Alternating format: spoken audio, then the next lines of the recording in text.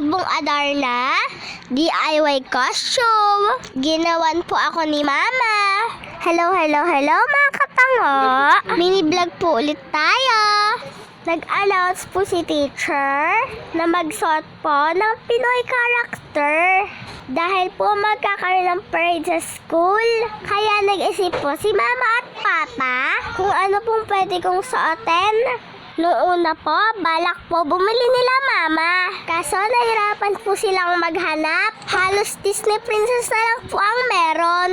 Kaya po, ang sabi po ni Mama, kaya po nag-DIY na lang po sila para makamura na rin po. Pasensya na po kayo sa boses ko. Inuubo po ang person. Ayan, nilalatag na po nila ang crepe paper. Dinidikit po nila sa eco bag. Pure gold baka naman, charis. Ang nagastos po pala dyan nila Mama ay 95 pesos lang po. Yung crepe paper po, 50 pesos. 5 kulay na po yon. Bali 10 pesos po yung isa. Yung pakpak po ng manok, 20 pesos po. Bali 16 pieces na po siya. Iba't ibang kulay na po yon. Ribbon na pula. 2 yard na po for 20 pesos. At 1 yardang garter. 5 piso lang po. Ilalagay ko po sa comment section ang lahat po ng nagastos. Yung iba po, hindi na po namin binili. Tulad po ng glue at iba pa po.